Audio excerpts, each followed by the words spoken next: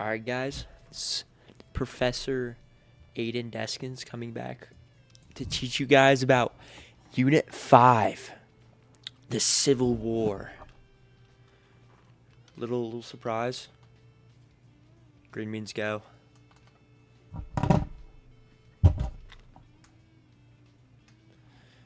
Anyway, Lecture 13, leading up to the Civil War. Start with the rising sectional tensions, right? So the sectional conflict over slavery between the South and the North was at an all-time high, with the nation tearing apart seeming possible. Henry Clay came along and made the Compromise of 1850, which is the next one. Compromise of 1850 was a series of 5 laws to decrease sectional tensions over slavery. That was the main reason this was, all happening, right? The laws primarily concern the new territory acquired from the Mexican-American War. 5 laws, right? This, one law was California's a free state. Second law, Utah and New Mexico's stance on slavery will be decided through popular sovereignty. I hope I'm saying that right. And then the Fugitive Slave Act of 1850. I'm going to talk about that more in a second. The slave trade up in Washington, D.C. is completely abolished. Texas gave up their land in New Mexico and were compensated with 10 million buckaroonies. We move on to the Fugitive Slave Act. So, make sure I have the right thing. Major law passed was the Fugitive Slave Act of 1850. The act required any runaway slave be returned to their owner, even in the free states, which is kind of crazy. A big issue was citizens of the North were forced to assist in the capture of the runaways. They already did not want to be involved with anything slavery related because they already hated it, and them having to be involved in it, I guess, is capture the slaves, return them back. They just didn't want to do that. And even the abolitionists in the free states, they would actually help the African Americans in some cases flee to Canada or just help them evade capture. I mean, fleeing to Canada is evading capture anyway. They'd also violently help African Americans resist capture. If they're being captured by someone else, they just come up and beat them to death. Probably, I'm sure that's happened 1 or 2 times. You got I hope I'm saying this right. I don't know why it's like that. Nativism, maybe, I don't know. With the influx of Germans and Irish people, nativism, a political/ideological policy that people natively born on the land, so people born in the U.S., have more power over immigrants such as the Germans and Irish people. It's also ironic, why. This was also to prevent immigrants from having political power. Okay, I shouldn't say why. It was ironic because they weren't actually the first people there. It was the Native Americans. They took their land. And we got Kansas and Nebraska. This is around the time when they're trying to capture these territories. This is actually when they were captured. When Kansas and Nebraska were introduced to the United States, it was debated whether or not they should become free states or slavery states. Or both of them, or none, or one of those. Then we go to the Douglas Bill and the Kansas-Nebraska Act, right? So an Illinois senator by the name of Stephen A. Douglas proposed a bill for this issue. The bill stated that the state's stance on slavery would be decided through popular sovereignty. This guy, Stephen A. Douglas, this was his main idea about anything popular sovereignty. However, an issue was the Missouri Compromise, which didn't permit slavery beyond a certain point. Both of these were outside of that mark, which was like 36 degrees, and then like 30. I don't really know. It was 36-30 were the two numbers, I'm pretty sure. Nebraska and Kansas were beyond that point, I said. So the act was passed to permit slavery beyond that point, hence the name Kansas Nebraska Act. Next slide. Oh, got this one. So Southern Carolina Representative Preston Brooks beat anti-slavery Senator Charles Sumner of Massachusetts unconscious with a cane after Charles Sumner gave a speech about anti-slavery, and in that speech he actually insulted some other representatives that supported slavery, and one of them happened to be his cousin. And so he just beat him with a cane. We got this nice little picture here of a beating. Love to see it. Get the bleeding Kansas/Lecompton Compromise. I misspelled that, but we ball. So after a northerner was put in power in Kansas, a civil war within the state erupted. People ignored the idea of popular sovereignty and fought each other over the state's stance on slavery. The Lecompton Compromise was a I don't know. I think it's supposed to say Constitution. It's my bad if I put compromise instead. It was a constitution that was made by some people who supported slavery in Kansas at the time. Don't remember exactly who it was. Oh no, I do. President Buchanan tried to admit Kansas as a slave state, put it under the Lecompton Constitution. It was a constitution, but ultimately never worked out because Douglas, as stated before, he loves popular sovereignty, and he was mad because it violated, the popular sovereignty. I know I'm butchering that. Then we go to this. This was Bleeding Kansas. Just a little picture representing the anger, the madness, the violence that was going on. You can see guns pointing at the other side. We see people on top of the stairs raising their fists at each other. Not fighting, just raising their fists. Then we go to John Brown's raid. So, little background, John Brown was a very religious individual. He was insanely against anti-slavery. He was very passionate about it, right? 3 years prior to the raid, he actually killed 5 pro-slavery settlers. It's okay. And this explains why during the raid, he had 24 people, so that's probably like 25-ish people, attacked Harper's Ferry. He was executed, right? But Northerners saw him as a martyr, which is somebody who dies for a good cause or does some sort of like violent act like this for a good cause. This event increased sectional tensions. Then we move on to... Oh, this is actually John Brown's raid. Some pictures of it. I'm pretty sure this is after he was captured. Then we got the secession movement / crisis. So, deep Southerners feared they would become a minority because of the increasing amount of anti-slavery and stuff. So, they decided... Oh, no, actually, it's because they saw their political rivals, Republicans, and that... Because the Republicans were beginning to take power, and they were against slavery. So, they seceded away from the Union, meaning they... parted ways, pretty much, decided to become their own nation, and they wanted to pursue their way of life, which was slavery. South Carolina seceded first, followed by 10 more states to conform the Confederate States of America, the CSA. They had their own Confederate Constitution, I might add. It was similar to the U.S. Constitution with some exceptions.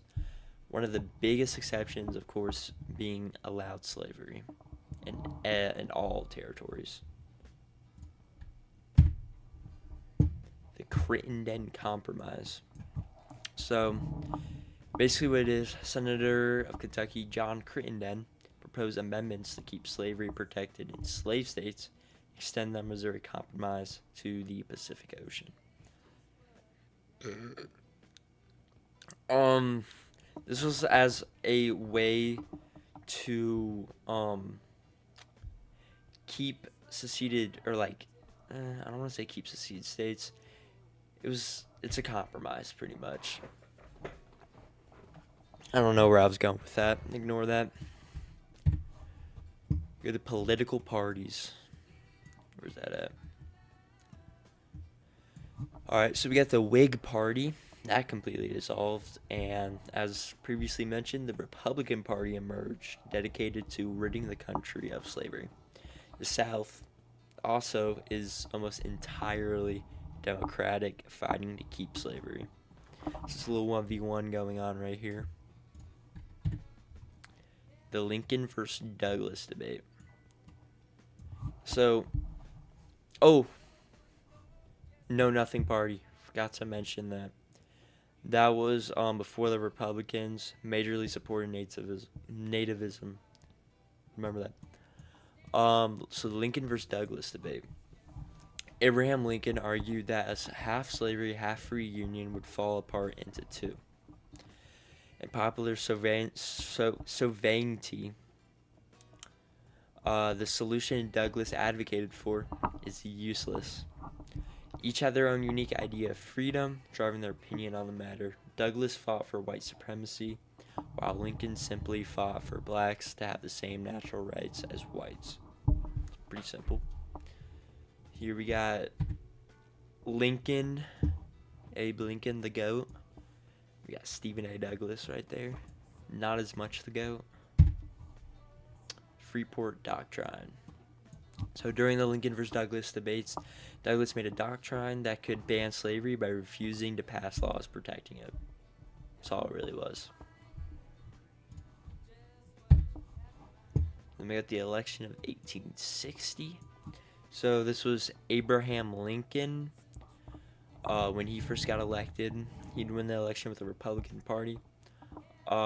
His commitment to preserving the Union appealed to moderate Republicans, and his moral opposition to slavery appealed to abolitionists. So he was kind of what he advocated for appealed to a lot of people. He had ideas from shared ideas with one group, shared ideas with another, and like a whole bunch of other groups. Gained him popularity, got elected. He wasn't associated with the nativist and know nothing wing of the party, worth mentioning. And he also won immigrant votes from that. And he could ensure Illinois' votes. He was the perfect candidate, as I did say, I should say.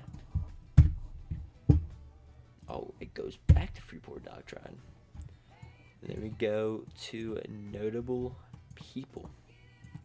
First, we got Harriet Beecher Stowe. I'm looking on my second monitor right here. That's why I predicted that.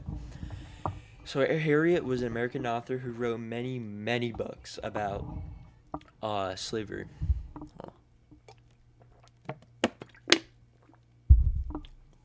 In her books, most notably Uncle Tom's Cabin, she portrayed the horrors of slavery and used her writing to give a voice to the enslaved. This is a picture of her. She made mucho libros. Not very good with Spanish, if you couldn't tell.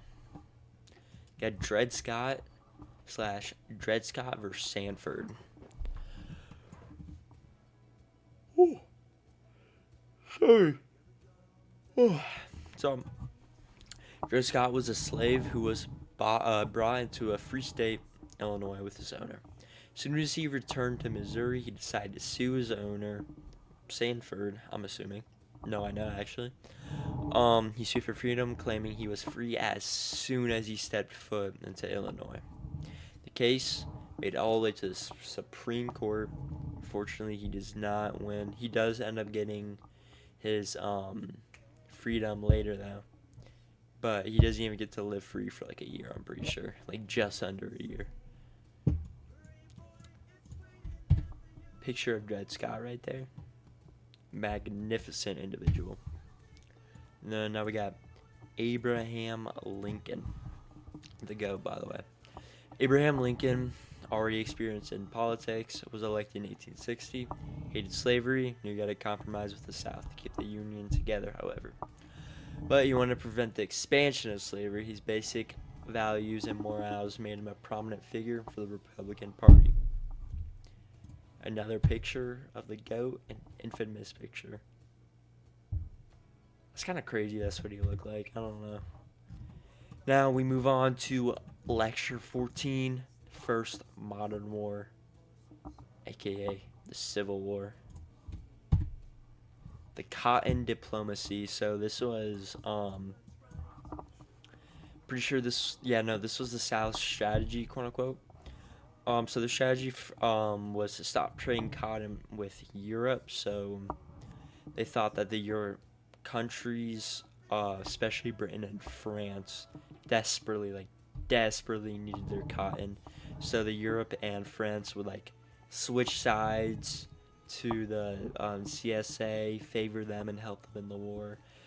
But France and Britain ended up just like, I'm pretty sure it's India and I don't know, one of them was India. To get their cotton from, so didn't work, and they ended up losing money from just not trading with them, which is unfortunate.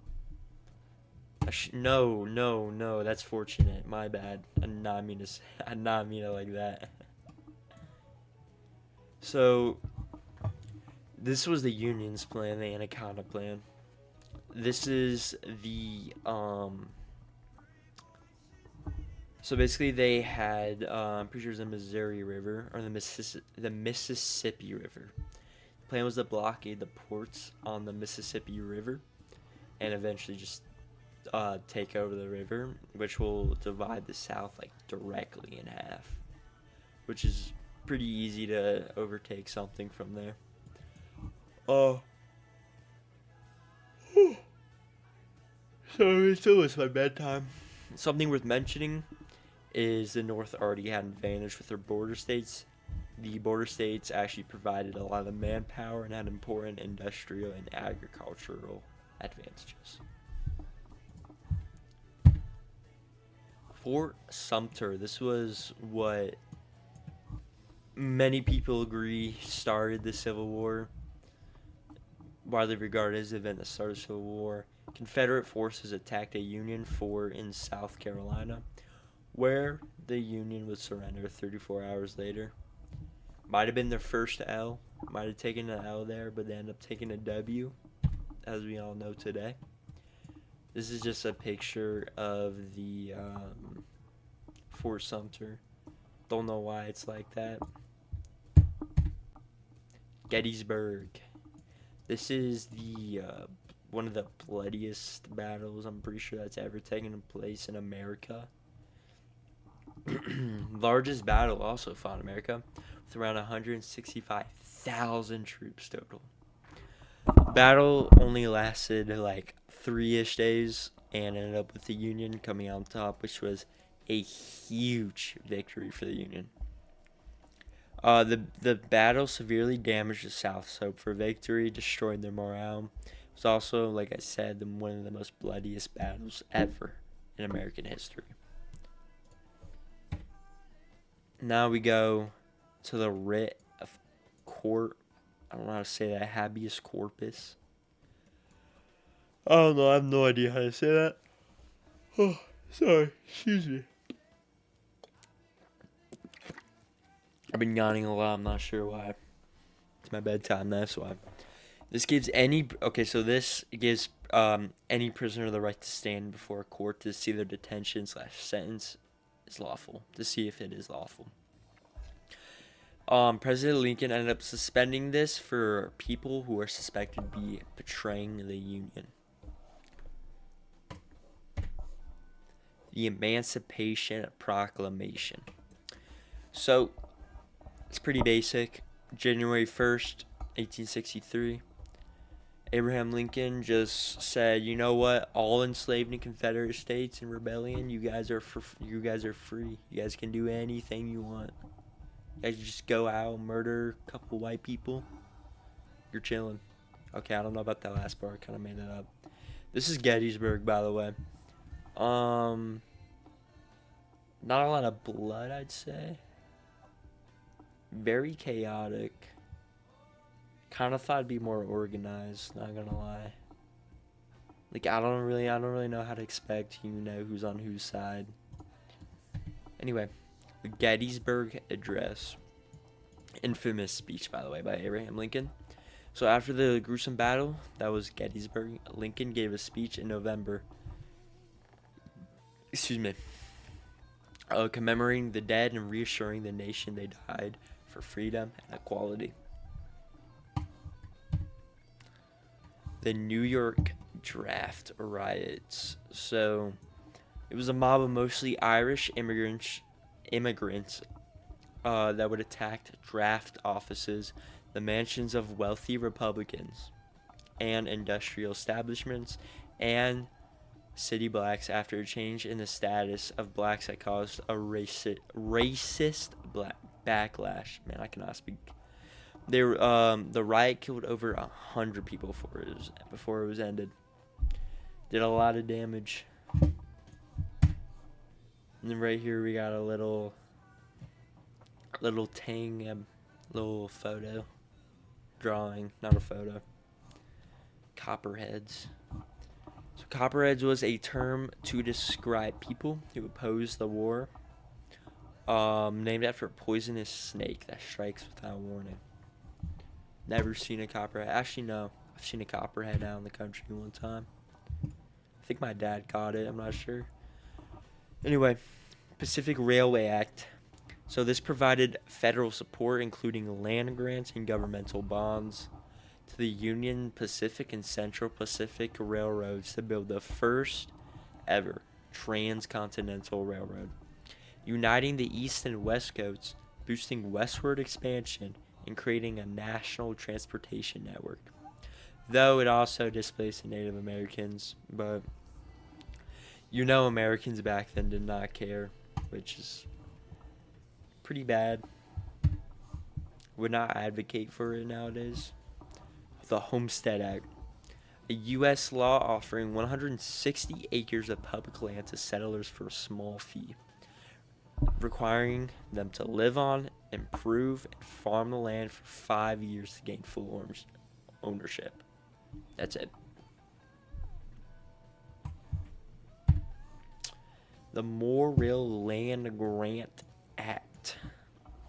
So, this act was a U.S. law that provided federal land grants to states to establish colleges for teaching the agricultural and mechanical arts.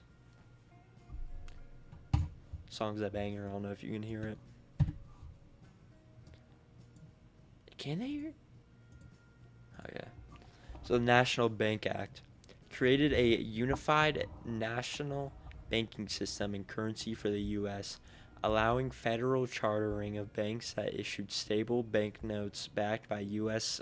bonds, financing the Civil War and replacing chaotic state-issued money. Some little basic.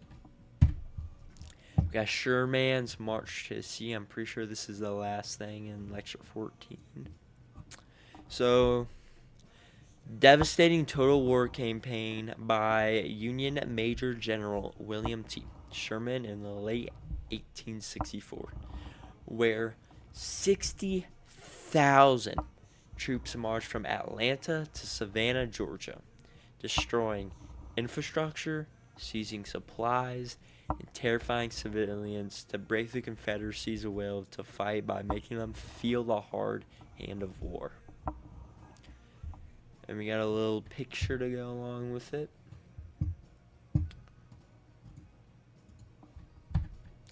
Now we're on to lecture 15, the aftermath. This one's the longest one, I'm pretty sure.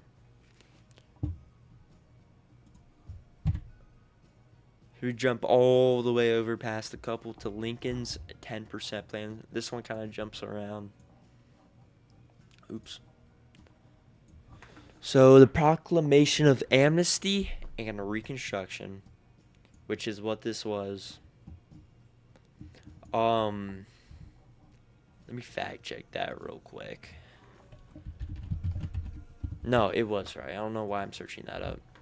It was a lenient plan for Southern states to rejoin the Union after the Civil War, requiring only 10% of a state's voters to swear an oath of loyalty to the U.S. and accept emancipation to form a new state government. We jump all the way over to Lincoln's assassination. So this was just President Abraham Lincoln. He was at a play. And he was assassinated by a Confederate sympathizer and actor John Wilkes Booth on April 14th, 1865, at Ford's Theater in Washington, D.C., while watching the play Our American Cousin. This is, so looked at all the pictures. This picture is definitely my favorite. Not gonna lie. Huh. Yeah, do you think the show would have been a banger nowadays? Probably not. Just heard my dad scream. I don't know what he's screaming at. The amendments 13, 14, and 15 were made to abolish slavery. This was the 13th. Grant citizenship and equal protection to all persons born in the U.S. That was the 14th. And guarantee voting rights to black men. That's the 15th. This was the aim for more secure rights and equality for formerly enslaved African Americans. And I actually have my activity based off the 3 amendments that were passed, 13, 14, 15.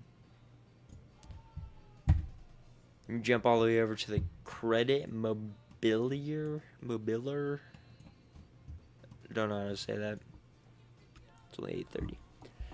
A major Gilded Age political corruption case where a construction company, Credit Mobilium, secretly overcharged the Union Pacific Railroad for building the Transcontinental Railroad, then bribed U.S. congressmen with cut-rate stock to cover it up and secure government subsidies. Subsides. I don't know. Creating massive profits for insiders while defrauding the government and bankrupting the railroad. Unfortunate. We got the Freedmen's Bureau. So this was a U.S. government agency created in 1865 to help formerly enslaved people and poor whites in the South transition after the Civil War, providing food, housing, medical aid, and establishing schools, but its efforts were limited by racism, lack of funding, and political opposition. That did not stop. Did not stop them. Go down to black literacy. So the previously enslaved, after their emancipation, began to pursue education, learning how to read and write. Missionaries from the North and free blacks all around helped build schools and teach to increase black literacy. This was seen as like something you kind of had to know, like being literate. And then we go to the black codes, which were made after the emancipation. After like everybody was emancipated. I don't think it was made after. I don't know. So they were restrictive laws passed by southern states after the Civil War to control newly freed African Americans, aiming to keep them as a cheap labor source and maintain white supremacy by limiting their rights to vote, own property, testify against whites and forcing them into labor contracts or vagrancy arrests. Then we go to black office holders. I meant to have that before, but it's fine.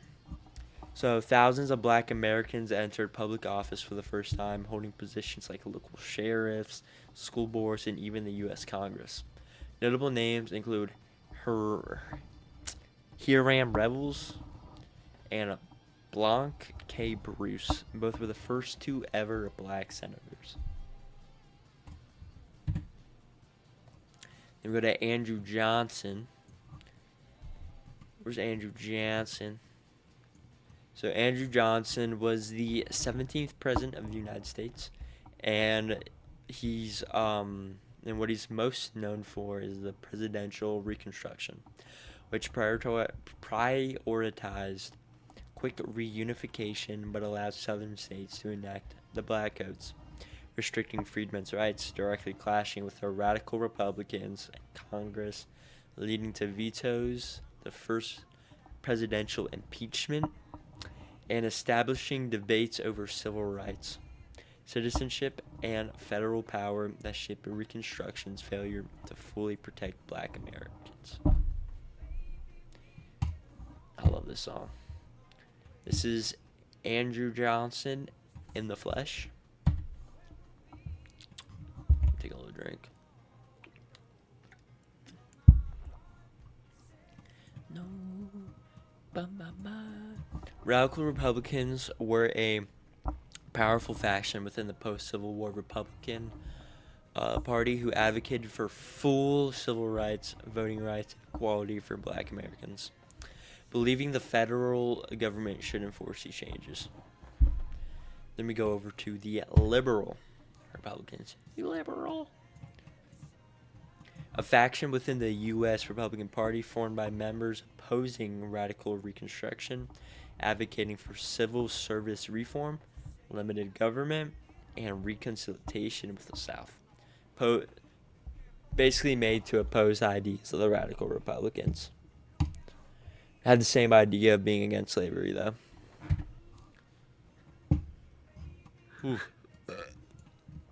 Excuse me. Where is this? The Military Reconstruction Act. So this was a landmark U.S. law that divided the former Confederate South into 5 military districts, placed them under martial law with Union generals in charge, and set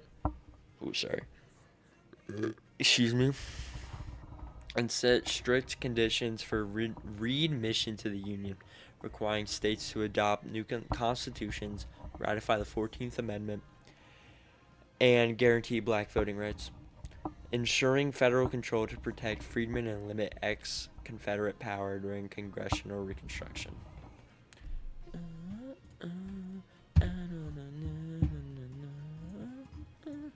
Now we talk about the KKK and the enforcement acts that were placed upon them, because they were pretty crazy. So it originally started out as a secret society in Texas that tried to prevent blacks from voting and tried to destroy the Republican Party. This would KKK would eventually spread like wildfire across the South, and they tried to destroy the Republican Party by assassinating local leaders and public officials. That's kind of crazy. This is like a terrorist group. I mean, low-key is a terrorist group, actually. Had a little slip up, said a bad word, had to restart. Anyway, we're talking about the enforcement acts. So the new southern governments cannot suppress the KKK, right? And in 1870 and 1871, Congress adopted enforcement acts that allowed terrorist groups. No, that outlawed terrorist groups. I misread that, sorry. Allowed the president to use the army against them, and defined acts that deprived citizens of civil and political rights as federal crimes. President Grant dispatched federal marshals and troops to suppress the KKK. By 1872, most areas of the South were peaceful. But they still exist today, unfortunately. We got the Panic of 1873. This was a severe financial crisis triggered by the collapse of investment firm J. Cook and Company and over speculation in railroads that led to a prolonged economic depression. Caused widespread bank failures, business closures, and high unemployment. I move on to the slaughterhouse cases. So basically, a Supreme Court case involving a a law in Louisiana. They gave one company a monopoly on slaughterhouses, and individual butchers sued, saying it violated their 14th Amendment rights, which it did. But the court ruled in favor of the company, going against the 14th Amendment. Then we got the U.S. versus Cruikshank, 1876.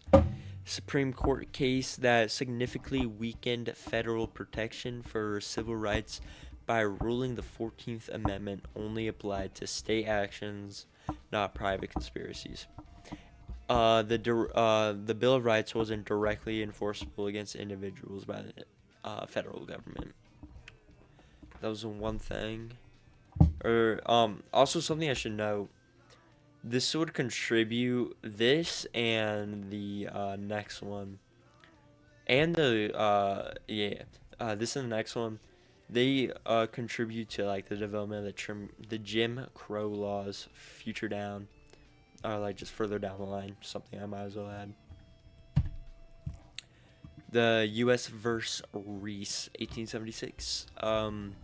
So, limited federal power to enforce the 15th Amendment, ruling that the Enforcement Act of 1870 was unconstitutional because it broadly criminalized denying the right to vote, rather than specifically targeting racial discrimination as the amendment did. Ulysses S. Grant. So this guy was the 18th president of the United States. He championed Reconstruction, civil rights, especially for African Americans or Native Americans, led Union armies in the Civil War, and also helped in the creation of the Yellowstone National Park. Just a little fun fact. And we go to, this is a picture excuse me, of the man, the myth, the legend, Ulysses. I'm gonna just stop trying to say his name. And then we go to the civil rights case in 1883. It was a pivotal Supreme Court decision that struck down the Civil Rights Act of 1875, ruling Congress couldn't ban racial discrimination by private businesses, like hotels or theaters, under the 14th Amendment, only by states.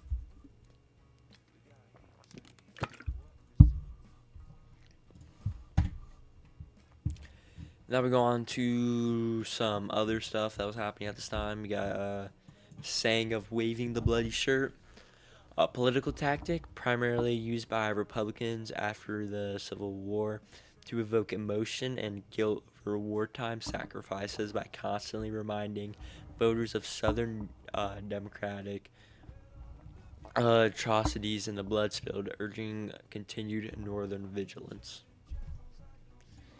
The TV show. You got Carpetbaggers. This was these are Northerners who moved to the South after the Civil War.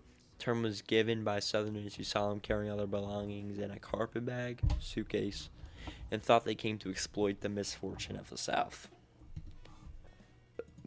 Excuse me. Scalawags. Ooh, almost knocked over my water. So these were white Southerners who supported the Republican Party in Reconstruction after the Civil War, earning them the derogatory label of traitors from other white Southerners who viewed them as betraying the South's way of life. We got sharecropping It was a system where poor farmers, often formerly enslaved people, um, and they worked landowners' fields in exchange for a share of the crop, housing, and supplies, but became trapped in cycles of debt due to exploitative contracts, high interest, and an unfair weighing of harvests. This last one, yep. Last but not least, we got redeemers. So, Reconstruction was under serious assault. Democrats have regained control of states with large white voting majorities, such as Tennessee, North Carolina, and Texas, and called themselves Redeemers for having redeemed the white South from corruption, misgovernment, and Northern and black control. "Quote unquote Redeemers." "Quote unquote Redeemers." Anyway, that's it. We go to a yellow. And then we got a red because we just finished the entire project. Clap it up. Clap it up. Alright. See you on the first day back, DKL. Have a good winter break.